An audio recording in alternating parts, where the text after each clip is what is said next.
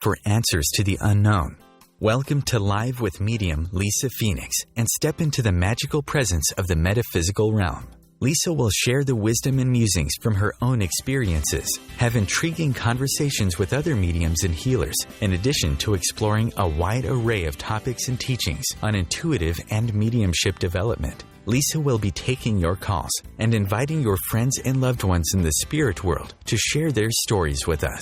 Raise your awareness as you are reunited on the level of love, and let's go live with medium Lisa Phoenix.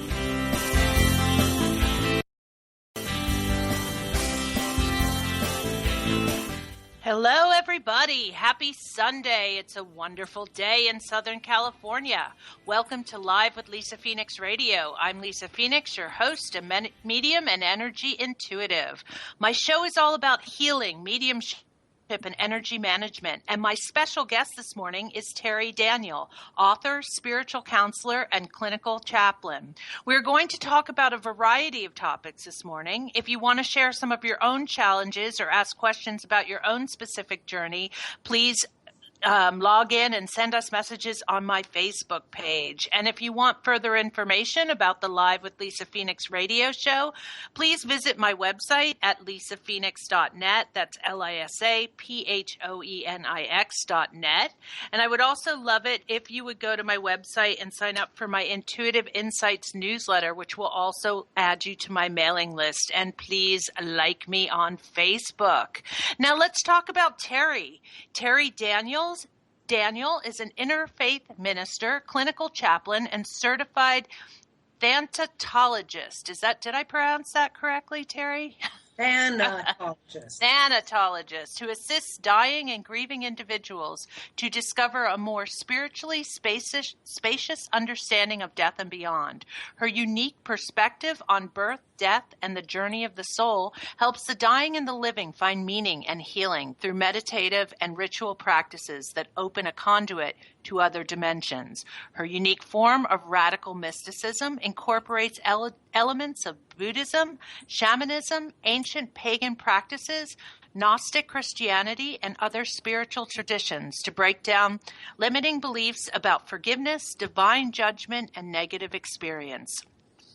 Terry is the author of 3 books on death and the afterlife: A Swan in Heaven, Conversations Between Two Worlds, Embracing Death, A New Look at Grief, Gratitude in God, and Turning the Corner on Grief Street, How Trauma and Loss Can Transform Us. She is also the founder of the annual Afterlife Awareness Conference. You can reach Terry at afterlifeconference.com. That's AFTERLIFECONFERENCE.com, or you can email her at office@afterlifeconference.com. And the phone number is 503-908-8633. Good morning, Terry. Hey, Lisa. How you doing? Good. Welcome to the show. Thank you. Now, we have coming up, first and foremost, it's the 6th annual Afterlife Awareness Conference, correct? Yes, this is our 6th year. We're all kind of amazed that it keeps going, and we hope to keep it going for a long time. It's changed a lot over the years. We move it around to different cities to make it easier for more people to come. Mm-hmm. And this year it's going to be in St. Louis. Wonderful. And that's May 12th through the 15th, correct? Yes. And people can go to afterlifeconference.com if they want information, and it's coming up really soon. Yes. And you have some wonderful people I see coming this year. Not that you don't other years, but you have a lot of wonderful people on the online. Yeah. And Lisa, I guess that's how you and I must have connected through our friends, other mediums, Hollister Rand, and I think you mentioned Austin Wells. Right. Both of them have been with us a couple of times. Suzanne Northrup, I think this will be her 5th year with us. And she is, we call her our medium in residence. So we have a lot of wonderful mediums. We had John Holland last year. This year we have Thomas John and Jack Mario. It's so interesting how all these male mediums have two first names, except for John Holland. Yes. But we have the really great mediums, and we take mediumship really seriously. We actually screen them very carefully, and are very picky about who we endorse and recommend. And the ones that we have are the best, and we love them. But in addition to mediumship, of course, we do a lot of other stuff. You know, we work with grief and understanding death and transition and the journey of the soul. And we do that with our resident shamans that we've been working with for many years, who teach how to journey out of the body and how to assist a dying person, how to get out of their body. And we have grief counselors and researchers and educators and religious scholars. It's quite a party. Yes, it's very amazing. And I love the fact that, you have a section for the scientific research. I think that's very needed. Yeah, a lot of people like that. We want to have something for everybody. We don't want to just have a psychic fair or a woo-woo conference. Right. Or a grief conference, so we've got it divided up into these little chunks so that whatever aspect of death and the afterlife somebody is interested in, there will be something for them. So, Terry, can you tell me a little bit how this conference came about? Your listeners will love this. So, in my personal story, my 16-year-old son died 9 years ago, and I personally had always been a mystic and an intuitive, and I had very detailed conversations with him from across dimensions, and wrote a book with him, and all my books are really written with him because he's always there, working with me.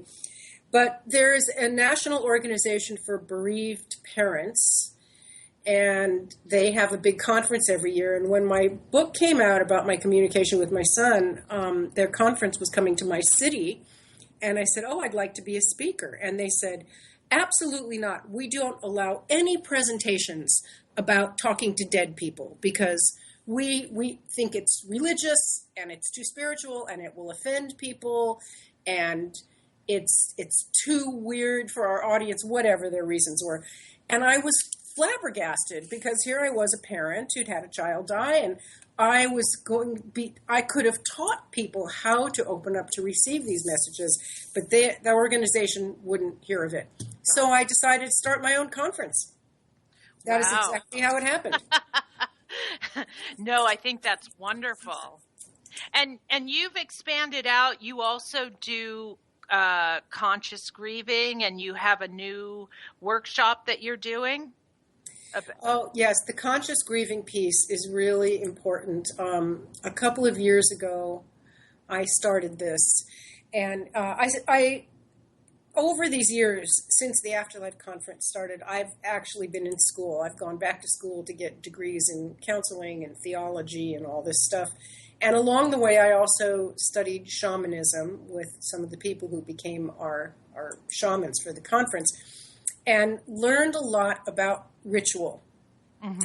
And learned that for coping with grief in Western culture, the tools that we have, grief counseling, grief groups, are very good for certain things. They're great for creating a sense of community, for sharing your story and being heard, which is very important when you're suffering.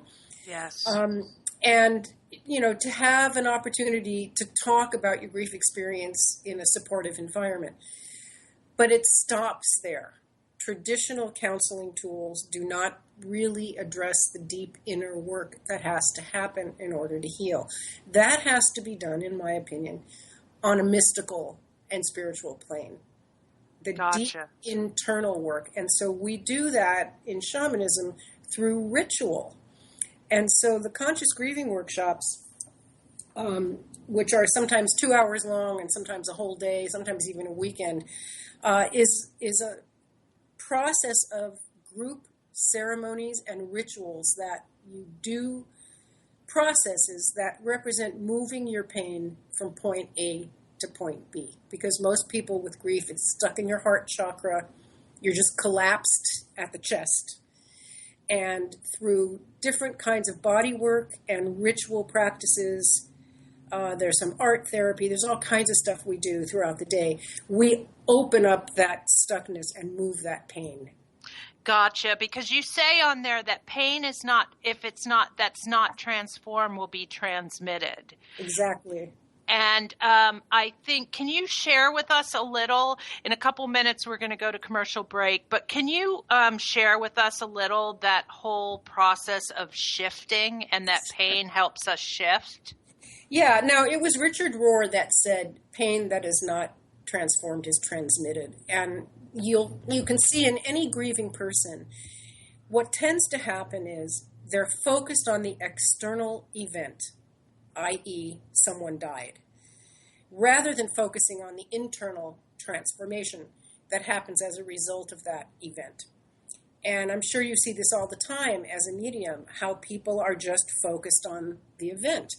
So what we do with ritual is, first, we create a space where they can feel the pain and honor the event. We do a little process called drawing your grief landscape, and we have them draw a picture of whatever image they have in their mind of their loss. And then after the pictures are drawn, we put them on a table, which is like an altar. Mm-hmm. And we do this with very heart-opening music, and people bring their sacred objects that remind them of the lost person, their wedding ring or a picture or whatever. And we build this altar with these drawings and these objects. And it's just very beautiful. I mean, everybody is sobbing. And so in that step, we honor the pain. We say, yes, we recognize this pain. We have this pain. We give it a place of honor.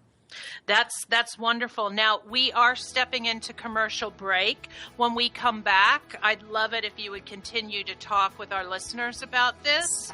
Absolutely. Stay tuned. You're listening to Live with Lisa Phoenix and my special guest, Terry Daniel. We'll be right back.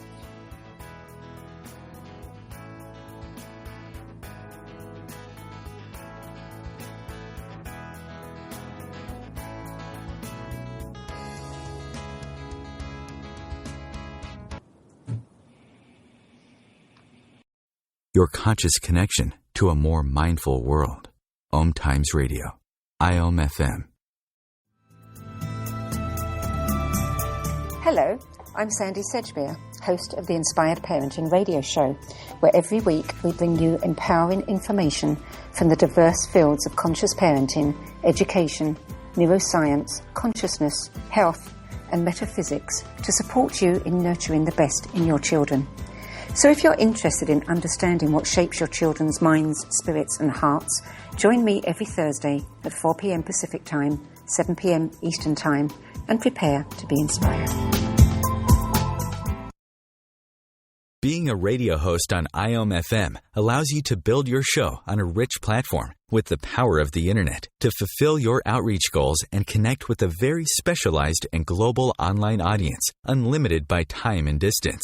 OMTimes Radio will provide you with web relevance, a recognizable conscious brand, and with the standard of excellence that has accompanied every single OMTimes endeavor. Host your show with OMTimes Radio Network. As difficult as it is to believe, there are places in Africa where human traffickers sell albino children and their body parts for use in magic rituals.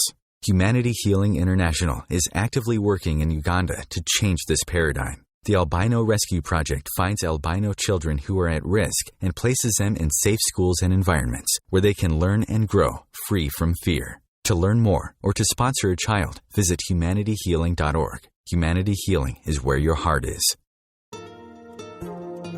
The Conscious Parenting Radio Show provides inspiration and resources for loving, empowering, and respecting your children and yourself. Join me, Timothy, every Monday at 7 p.m. Eastern Time as we consciously explore proven ways of living together in happiness, health, and harmony.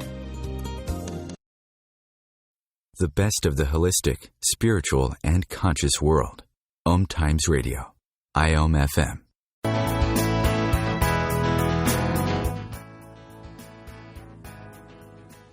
Welcome back, everybody. You're live with Lisa Phoenix and my special guest, Terry Daniel. So, Terry, we were talking about the first step is to honor your pain. Mm-hmm. Okay, so that's the first one. So we build that. It's an altar to our pain and our loss. Then the next step that we do is to transform the pain. And there's other things that we do in between. But when we go to the second altar, what we do is that we have a big bowl and a basket of rose petals and some pitchers of water. And each person walks up, takes some rose petals in their hand and breathes or cries or sings or blows into the rose petals their prayers for healing. And then you put the rose petal in the bowl and you pour a little water over it. And so each person does this one by one until we have this giant bowl full of rose petals floating in water that contain all the prayers and all the intentions for healing of each person.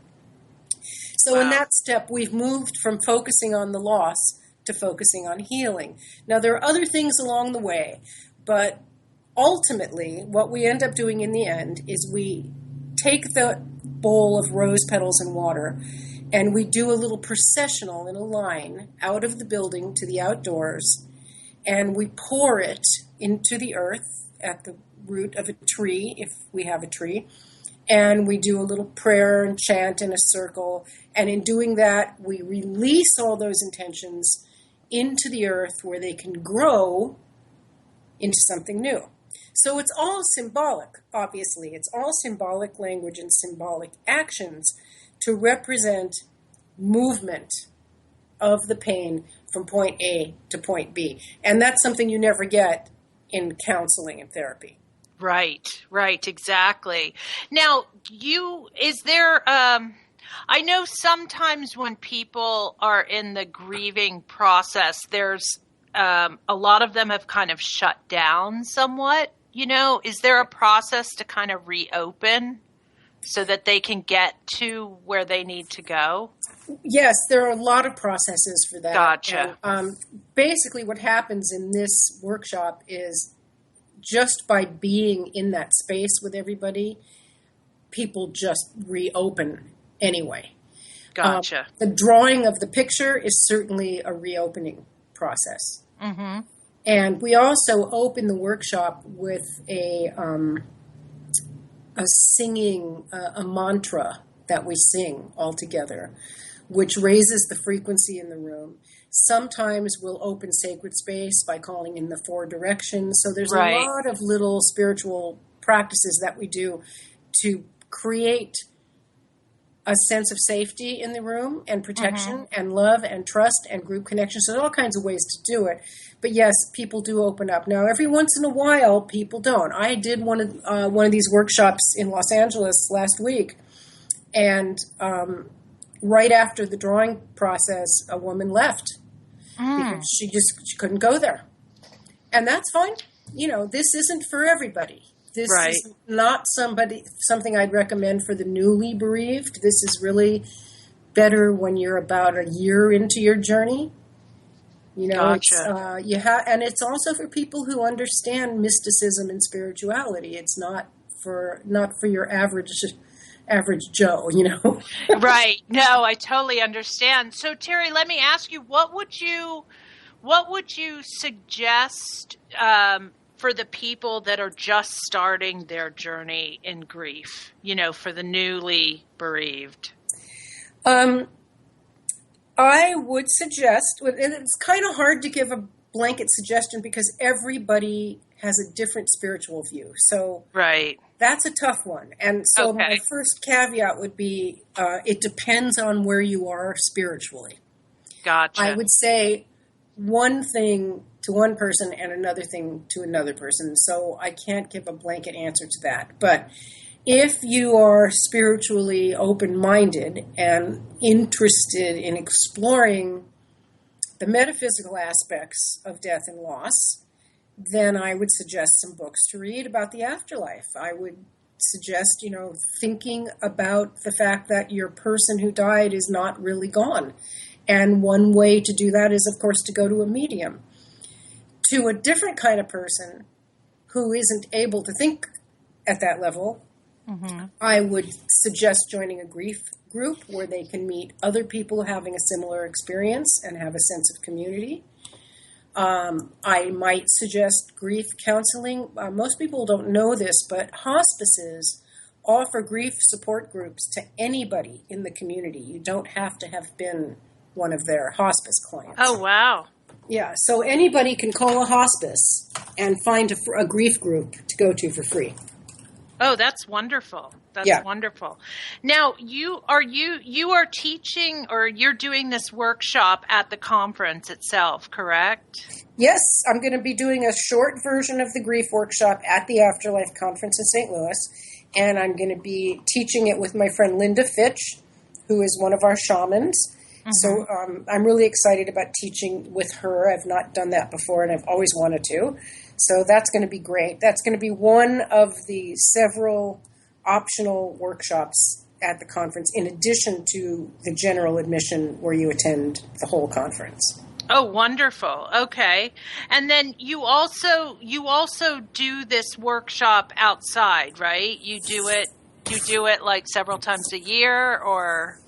Yeah, I do it several times a year. I do it wherever I can. You know, I'll probably do one here in Portland where I live probably this summer. And then I'm doing one in Chicago. It's all of that can be found on that website, which is consciousgrieving.org. And I will take this workshop anywhere that anybody wants to have it. One of the things I'd like to do with it, I haven't been able to do this yet, is go to communities where there's been a tragedy, like a mass shooting, an earthquake, and offer it there. And I've tried that a couple of times, but the one community where I tried to offer it, it was a little too out there for them.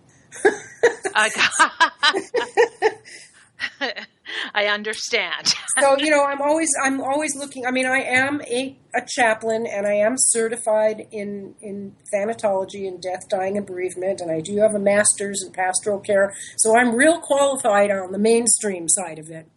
Right. To do this. But trying to explain this grief workshop to, a therapy group or a hospital or a church is pretty difficult. Right. So I'm trying to figure out how to package it for the mainstream so that I can get into those communities where those tragedies. I mean, I've been thinking about going down to where the shootings were in Oregon last October. And a year after the event, doing this grief ritual. And I've contacted a few people out there, but I haven't gotten too far yet. So if any of you listening have any ideas where this might go well, please let me know. Yes, no, I think it would be wonderful to kind of be in those community, because it's kind of the same thing. Everybody gets together right at that time. Yes. But then after some time passes, do you know what I mean? People kind of end up being on their own sometimes, you know? That's really true. That's really true. And they need to, and they do commemorate, you know, like a year after the shooting. There are all kinds of commemorations. All the churches get together and they do whatever they do in their tradition, and there's always something. But there's not usually anything for mystics. You know, a lot of us don't want to go to a mass at a church. You know, we might want something a little deeper than a candle lighting on the courthouse steps. You know, all of that stuff is all great. That's all ritual and that's all wonderful. But some people might want to go a little bit deeper than that. Right, to really get to the core of that healing, because I think that camaraderie is great when people come together like that. But as you said when we first started on the show, I think there's a point where it stops, you know, and then what's next? Yes, that's really true. There is a point where it stops, and then what's next, you know? And they're very small steps. I mean, getting together with your community and doing a candle lighting on the scene of the shooting is really powerful. Yes. And it depends on who facilitates that. How is that going to be facilitated? Are people going to get up and make speeches and tell their stories about the person they lost? Is a priest going to come up and say a prayer? What are you actually going to offer? And really, all of those things are helpful. They Yes. really are. And I'm not putting that down in any way. No.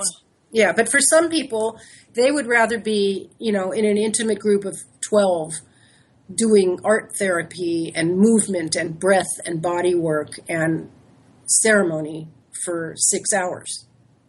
Yes. So that's what I am trying to offer. Exactly. Now, we are going to be going to another commercial break in a couple minutes, but I would love it if you could share your perspective on like how grief can be viewed as a gift. Sure. But you can start, and then they're going to cut us off. Okay, that's fine. Absolutely. Do you take callers on this show, Lisa? No, not on this show. I'm more than happy if I do have another show that you're welcome to come on, and we do take calls. But this show, no, they don't have that module in place yet. Okay. So, So we can talk about grief as a gift, as a journey to awakening. And I have a book that came out last year called Turning the Corner on Grief Street, yes, which is all about that. And I can tell you when we come back from the break how I came up with that title and what that is. And that website is griefstreet.com. griefstreet.com for everybody. And I do see here that you have a lot of stuff at your conference for bereavement and end of life care and stuff like that. And I think it's really important, Yeah, it is important, and especially, in my age group. I don't know how old you are. You look younger than me from your picture. I'll tell you, that's kind of the miracle picture, I believe. Yes, we all have the miracle picture, don't we? Here we go. We'll be right back. Stay tuned. You're live with Lisa Phoenix and my special guest, Terry Daniel. Right back.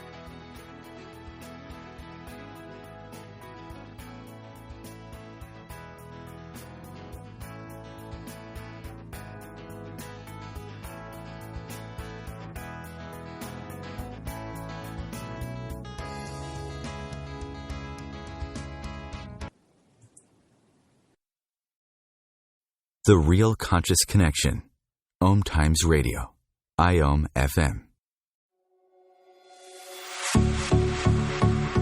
Dr. Kevin here, and I want to invite you every Thursday, 3 p.m. Pacific, 6 p.m. Eastern, to join me on the Dr. Kevin Show, where we have a diversity of guests who help you step outside the box, behind the curtain, and see what a load of crap is going on in the world today, so you have more information with which to make better decisions. We'll see you there. Namaste. Host your show on IOM FM, the radio network of OMTimes Media, one of the more recognized brand names in the conscious community, and is backed by the extensive marketing reach of OMTimes. Hosting a show on IOM FM immediately connects you with our extensive dedicated community. Are you trying to get from point A to point B and need a little advice? Connect with the counselors at OMTimes Advisors.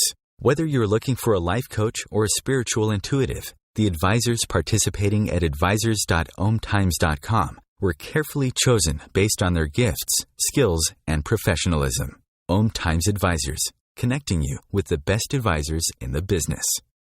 The name is Bond. James Bond. No, the name is Joe. The Joe Show. And we are returning back for our 9th season here on OMTimes Radio.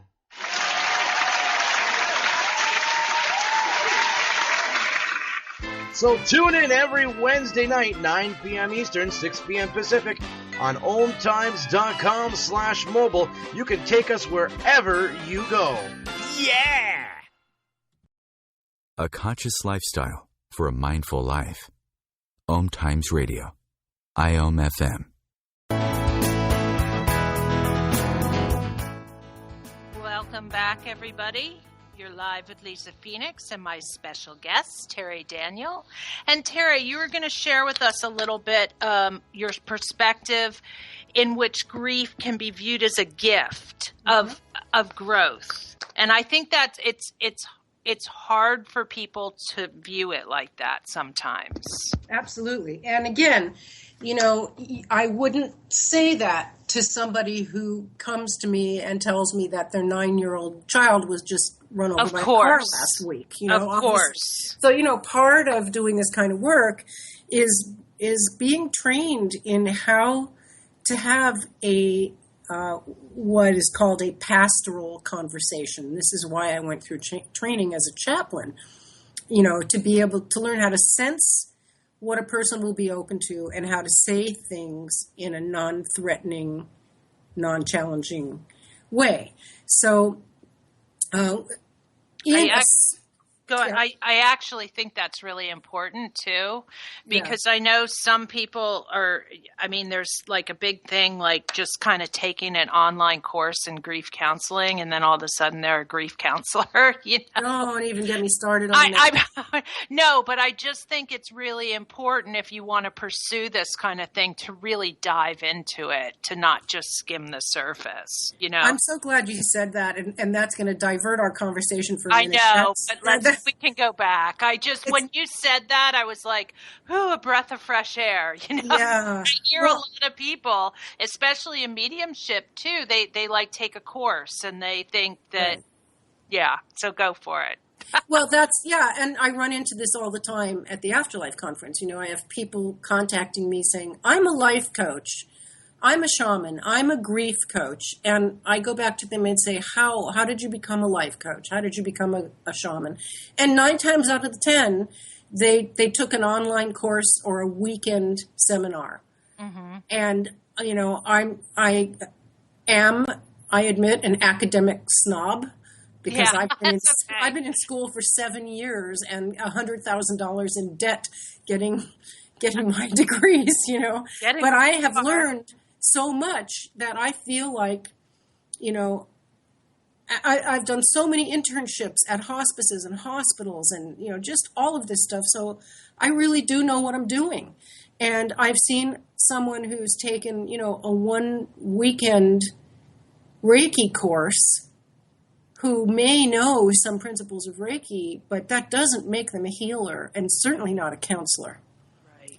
And certainly not a grief counselor. And so I see this everywhere. And the same with mediums. I would like, in a perfect world, for mediums to have training in grief counseling. And some, not many, Austin Wells does. Some do. But I've heard people say, "Oh, mediums are great. Mediums are the new grief counselors." Ooh. And I just want to scream and say, no, mediums are not grief counselors. Mediums are mediums. They do a very specific and very important thing. Right. But it is not counseling. And a medium can bring your dead person through and, address perhaps some unresolved issues that you have between you and the dead person. And that's all great, but they can't fix your pain. Exactly. I am in 200% agreement. Yeah. Well, now that we've gone with that, and now we did that. People hear it, let's move on to your perspective as far as grief is a gift. Yeah. So assuming it's the right person and the right setting to bring up a conversation like that, and that's a big if. Mm-hmm. What I try to help people see is, that number one, there's nothing punitive in the world. God does not punish people. There's no punishment anywhere in the universe. Assuming the person can wrap their head around that idea, then we can go from there to understanding that everything has a purpose. Everything happens for a reason. Now, some people can't go there. So let's assume, for the sake of argument, that we're talking to somebody who can. Right. And the way I explain it a lot is that the universe works like a kaleidoscope. Inside this kaleidoscope are all these little pieces that appear to be separate, but they interact with each other, and they're not separate at all. They're all connected within one container. Mm-hmm. And when something happens to that container, the kaleidoscope turns. It's the same as the container of the universe that contains us all as these separate pieces. So one event happens, like an earthquake, and 5,000 people die. The whole container shifts. Not just you and your family, but all the other people who died, all the people around the world are transformed because they heard about the earthquake. The rescue workers are transformed. The news reporters who talk about it. Everything shifts because of this event. And this happens with every event. A massive earthquake down to, a leaf falls off a tree in Minnesota. It's all exactly the same through the eyes of the universe. And everything's interconnected. So what I try to get people to see is a bigger view, the view from space. Here's the small view, which is just you and your dead person and your sadness because this dead person died. And then if you can back up all the way to Jupiter and look at Earth from that view, you and your dead person are two pieces on the kaleidoscope that are part of a much bigger thing. And if somebody can understand that, then we can begin to look for a deeper meaning in the loss.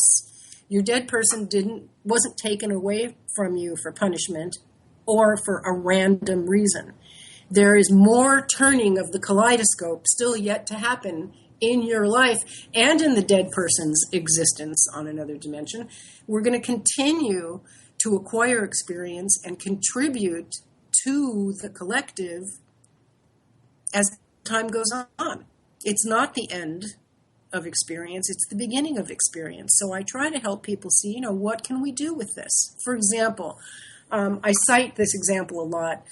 I had this one client who all 4 of her children had died over a 25-year period in separate, unrelated events.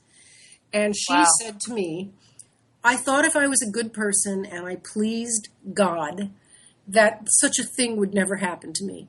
But it happened 4 times. And I just spend my whole life wondering what I did wrong and why God is punishing me and how I can make it right with God. So what this taps into is a whole theological transformation that needs to happen in that thinking in order for her to really heal. If she is going to believe that there's a God in the sky who's mad at her about something and keeps killing her children to punish her, there's not a whole lot I can do with someone like that. But the fact that she came to me was an opening. And I would try to help her open up to other theological and cosmological frameworks within which to see her experience. Gotcha. And saying that, I noticed, because I was reading earlier, you have a bishop at your conference who talks about a lot of that stuff, about, in his written books, as far as texts of hate to discover the God of love and stuff like that. So I think that's a big thing for people in just the different religions they've grown up with, and how, Yeah. Well, I have Bishop Spong there because I am a huge fan of his work. He is, if you Google him and listen to see some of his YouTube videos, he talks about how the notion of divine punishment was created by the church. It's not even in the Bible. It's completely made up. There is no hell. There's none of that stuff exists. Right. And coming from someone like him, it carries a lot of weight. Yes. He knows what he's talking about. And when he said yes, when I invited him to the conference, I almost fell out of my chair. Really? I never expected him to accept our invitation, and he's really excited about it. And I'm just so thrilled. And I think it's really important that people in the New Age community get familiar with people like him. I agree. Our attendance for our conference is down considerably this year. And I think part of it is because there's a picture of an Episcopal bishop in the middle of our Facebook, on our webpage. I think it scares people away. And they think, oh my God, the Afterlife Conference is becoming Christian. And the answer is no, not even a little. Just stop and read and see what we're offering. We need to bring the theology conversation into this. You can't deal with death and dying, and especially in afterlife, without exploring theology. So I want to bring more and more people like that in, but I also know that it's going to scare some people away. I gotcha, but I think it's such an important thing because so many people, as you were talking about the woman before, need the healing of religion, and there's been such an expansion on people looking into the history and stuff of the different religions. I mean, Christianity is a perfect example, and again, it's kind of like I feel in a sense, these things need to all come together, and there needs to be an opening and an evolvement. Yeah, that's absolutely right. And, that's what oneness and universality is all about. And when you study religion in depth, one of the first things you find out is they're all saying the same thing. Right. It's all different paths. It's different paths to the same thing, and right. Different language. And the language that is used, is impacted by the time in history when this language was used and the cultural, influences that were going on at the time, the political influences. I mean, if you look at the Old Testament and the New Testament and all the writers who contributed to all that, each book and each section of each book, it was written by somebody else, by different, there were hundreds of writers, and they all came in with their particular agenda on what was going on in their environment, politically, spiritually, socially, historically. That's why the Bible is so incoherent and doesn't make sense, because it's not a continuous book with a beginning, middle, and end. And people don't understand that. If just as an example, if you study how the Bible was compiled, because it wasn't written, it was compiled over hundreds of years, you can't help but rethink the things you were taught in Sunday school. Exactly. And that's not a bad thing. That's a good thing. I have a friend, a neighbor, I gave her one of Bishop Spong's books recently called, we'll get back to that after this break. We will be right back. You're live with Lisa Phoenix and my special guest, Terry Daniel. We'll be right back. Stay tuned.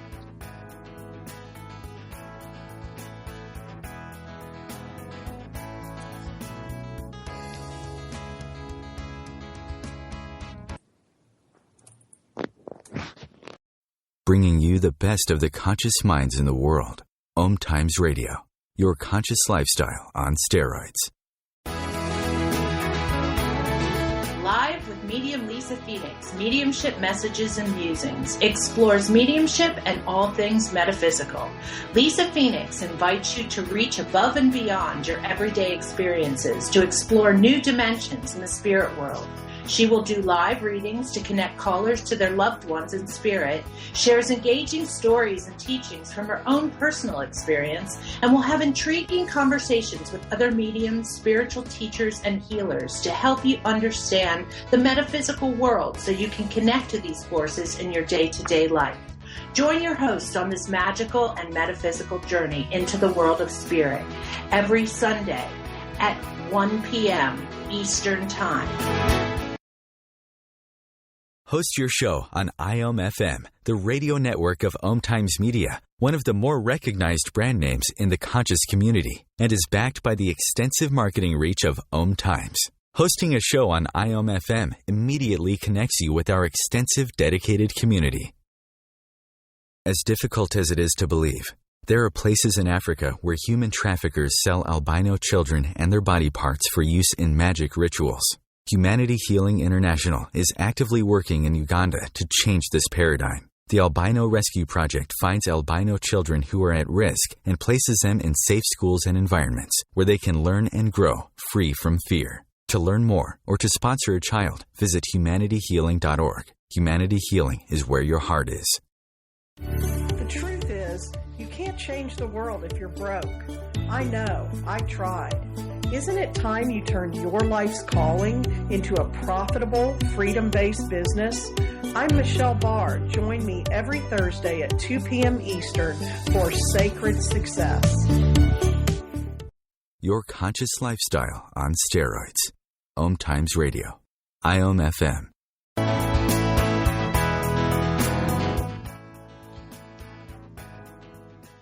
Welcome back, everybody. You're live with Lisa Phoenix and my special guest, Terry Daniel. Terry, sorry, we were cut off on there for commercial break. You were talking about how you had given a friend one of Bishop's books. Yes. So she was a very devout Catholic, and I gave her his book called Why Christianity Must Change or Die. And she gave it back to me a couple days later, and she said she didn't want to read it because she loves her faith and she doesn't want to be talked out of it. And what I explained to her is what he's talking about is learning, number one, how the Bible came about and how the teachings of Jesus are not really truly known by anybody, and how the church came in and packaged it, etc. And once you know these things, it actually makes your faith better. Exactly. And it comes to this thing of, education is the enemy of faith. And people are afraid that if they have education and they learn the truth about all this, that somehow they're going to be robbed of their spiritual faith. But in fact, it is quite the opposite. I mean, when you realize how the Bible was really written, all these people over hundreds of years trying to explain what they think the spirit world is, that's pretty cool. Yeah. And they did it the best way they could with the tools they had and the cultural references they had to work within. And nobody's judging them. It just helps us to learn the history. Exactly. And I think it actually would expand people's faith because another big thing about it is that it was always like you had to go through an intermediary to kind of reach, up into God and everything else. And I think it gives people, it would become bigger for them because there would be a lot more they could, ask their own questions, find their own answers, and just kind of open up their own thinking. That's right. And that is exactly what happens. Just for an example, I have a friend who goes to a Bible study group and they read the Bible. And I said to her one day, I'm kind of a biblical scholar. And if you want, I would love to come to your group. And she said, oh, no, the people in my group would hate you. Because I would point out the contradictions that they probably have already noticed, but I can explain how they got in there, and who wrote which thing and why. And I don't know. To me, I think inquiring minds want to know, but some minds do not want to know. Yeah, that is true. It's the whole change thing, Yeah, and a lot of people view change as something being taken away from them. Yes, that's true. And something is being taken away from them, but it's something that needs to go, Right. And this is especially true with grief. So here's what happens with grief. So you're a typical, American Judeo-Christian person, and you grow up, and around, 4, 5, 6, 7 years old, you start to get your religious education from your family and your culture. And you get this idea of God as a man in the sky who punishes people or whatever you're told as a child. And that's now ingrained in you, and you never think about it again. You never question it. This is most people, not all people. And you just go through your life kind of believing in that God and that idea. And then all of a sudden now you're 59 and your teenage kid commits suicide. Mm-hmm. And all the stuff that you learned about God doesn't help at all. Exactly. And you think your kid's going to go to hell for suicide, for example, just one possible example. And you have no tools for coping with reality. You're coping with that loss with the mind of a 7-year-old. Yes. That's what happens to so many people. And that's why the theology piece is so important. Yes, I completely agree. Now, I want to shift back here, and I want to go back to the conference again, because for those of people who have joined in, they may not have heard you talking about the conference and everything else, and we're getting low on time, so I really kind of want you to just kind of present the whole thing again to everybody. So we have this annual conference. This is our 6th year. It's the Afterlife Conference, also called the Death and Afterlife Awareness Conference. And we have incredible speakers, just a quick list of who we've had over the years. Raymond Moody, Eben Alexander, Anita Morjani, John Holland, Suzanne Northrup, Gary Schwartz, and Julie Beischel, both of whom are scientists who do research on mediumship. I'm pulling these names out of my head, so I can't remember. No, that's great. Yeah, no, I actually know somebody who was at your conference one of those times, Jeffrey Marks. Jeffrey Marks is lovely. Yeah, on mediumship, too. Yes, so we have great content and great presenters, and we cover everything from grief to, we have audience readings with mediums, we have grief counselors, we have scientists reporting on research on near-death experience, we have hospice nurses and hospice doctors who talk about end-of-life care and what happens when we die and how to deal with caregiving and grief and the medical system. And we've got the whole thing covered, from A to Z.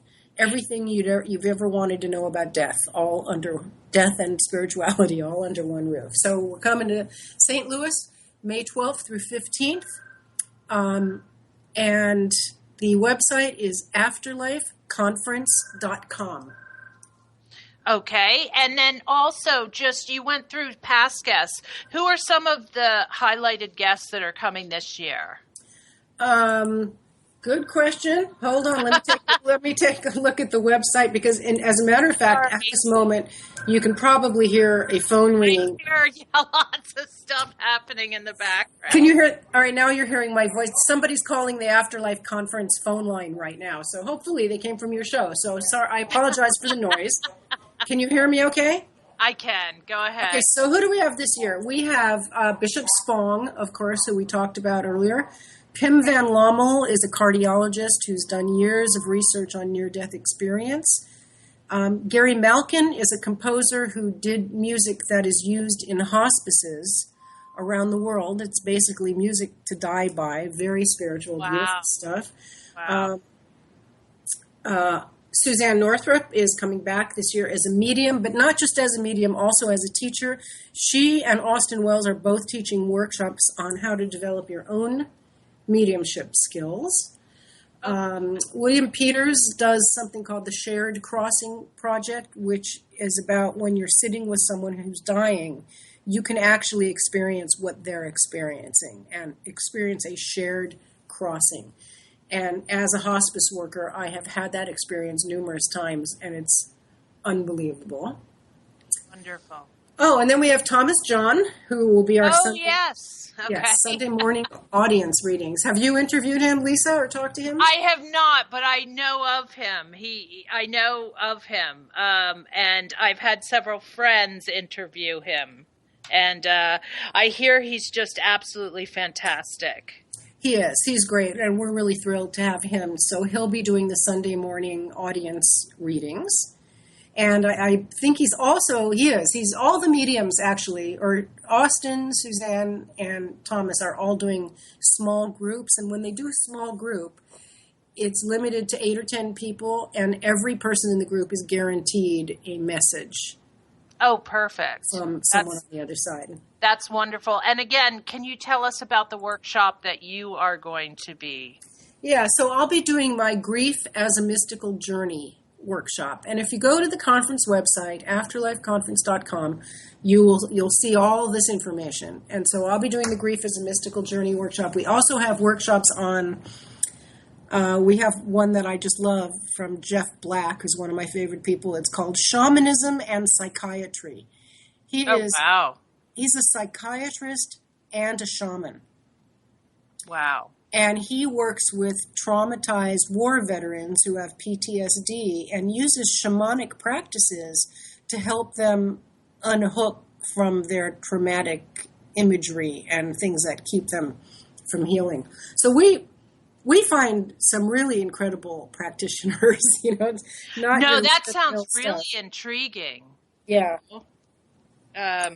It really does. It sounds quite amazing. So again, it is May 12th through 15th in St. Louis this year. And as you said earlier, you travel around to different cities to make it easier for people? Yes, we're going to be in Portland, Oregon in 2017. And in the past, we've been in Virginia Beach, Arizona, and both Portland and St. Louis once before. So this will be our second time in both of those cities. Maybe someday you'll hit LA. Well, you know... or California. Well, we kind of do it East Coast, West Coast. Gotcha. And I would rather be in Portland than LA for the West Coast because I live in Portland. Right.